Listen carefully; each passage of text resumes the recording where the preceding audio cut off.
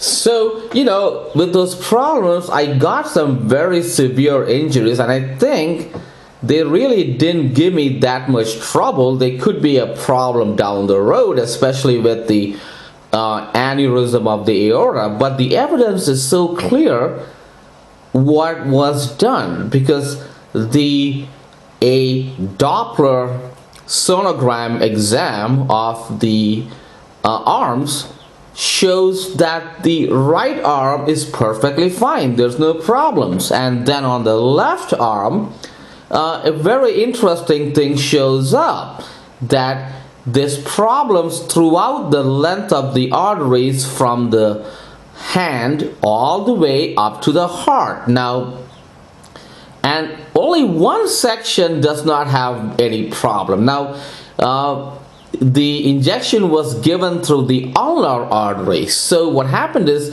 that was where the impact was the greatest, and that place suffered the most damage, okay, the ulnar artery. But then there was also injuries to the brachial artery, the axillary artery, and the subclavian artery, which is the final artery leading up to the aorta and the heart. So the entire length of the artery system in the left arm has problems.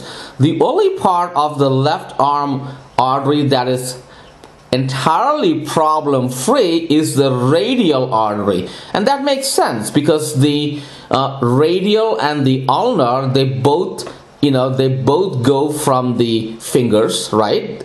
Now I'm talking about when we are discussing it going backwards. Basically, they both go from the fingers, and when they come like into the forearm, or even above the elbow, they divide. And actually, I'm sorry, they don't divide, they combine. Exactly, they combine, and it's the brachial artery. So when you send this water and force through the ulnar artery, it never entered the radial artery. It just keeps going from the ulnar into the brachial. So the only portion of the left arm arteries that don't have any injuries or abnormality is the radial artery. So we know exactly how it was done. It was sent through the ulnar. And one of the reasons they send it through the ulnar instead of the radial is because the radial is where you normally check for a pulse. And so now on my left arm, on the ulnar artery, when you can check for a pulse on the ulnar artery too. So when you check for a pulse on the ulnar artery, there is no pulse. But if an EMT or someone is checking for a pulse, they go and they check on the radial artery. So when they did this, actually the radial artery is much easier to access, and it would not have needed that much training to guide the catheter in. It's actually, the radial artery is actually injected on like a regular basis in different kind of medical procedures, but not for an MRI. But the radial is accessible because they access the radial artery just above the wrist, where you get a pulse, right? They kind of find the radial artery, and they access. It's still harder than getting to a vein, obviously, but you can still get at it, and it's done for some other procedures, but it's not done where they shove something up to your brain. No, they inject there for some local purpose on your arm. So anyway, and so it's very clear. And then the evidence also shows, when I had a CT scan, it shows that I had the exact same CT scan many years ago, and it had some minor calcifications in the vertebral arteries in my brain. And incredibly, the calcifications in the vertebral arteries are all dislodged, broken off, and cleared up, because they've used so much force that the calcification completely broke off.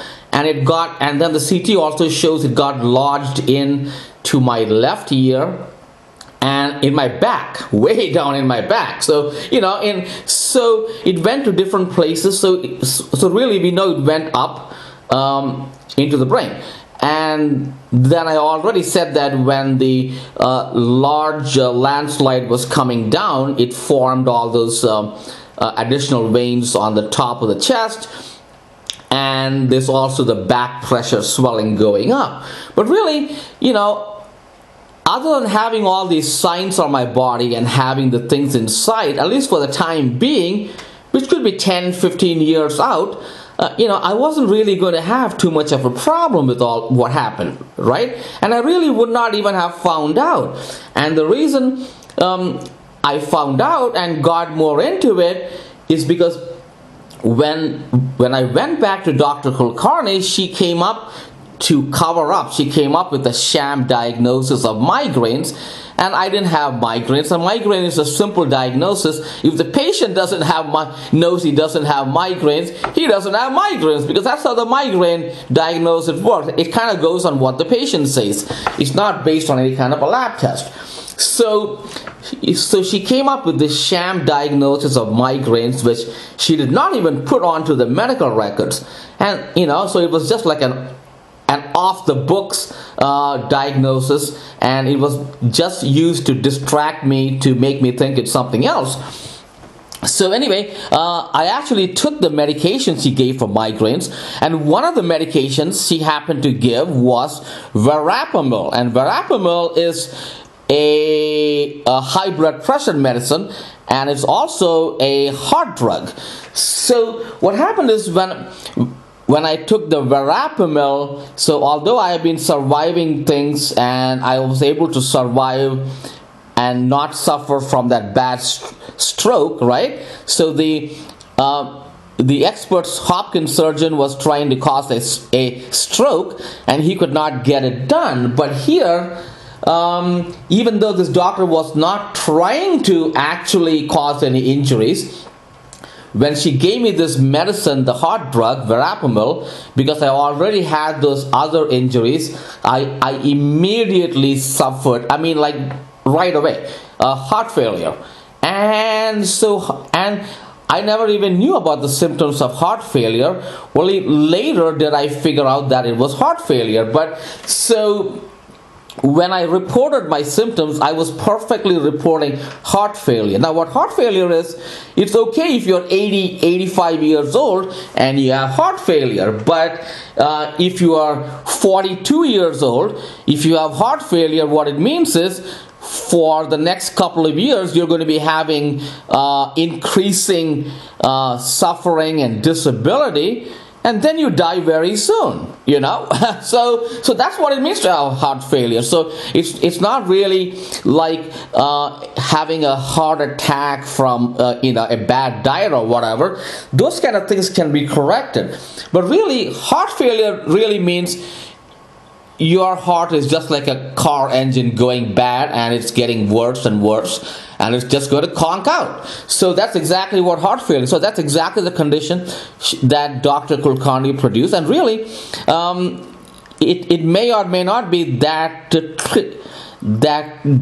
treatable, really. So, if you get the right medication, you can reduce the suffering and the disability.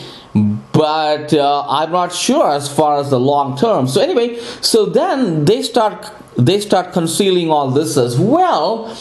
And then I went to the dentist in September 24, 2013 for a simple root canal. The kind of things I had before. So all they do is a simple little nerve block, which is like a local anesthesia in the mouth, right? And when they did this, my those other problems became worse. I'm not sure if the heart became worse, but I know the left half of my head became even more numb and got even more of a problem. So, I'm dealing with all these problems, and so what this Dr. Cochran does is he tries to reach over and tries to find my doctors in Maryland and tries to conspire with them and to have them keep on concealing the facts. And I was actually making good success with my private doctors first, and then I was forced because I could not work because of these injuries. I was forced into this Medicaid, which is government medical assistance, right? And so even if I tried to buy health insurance with Obamacare,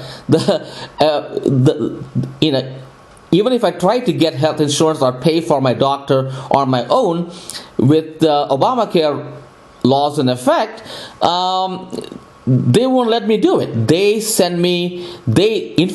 enrolled me into Medicaid. I didn't even have a choice in it.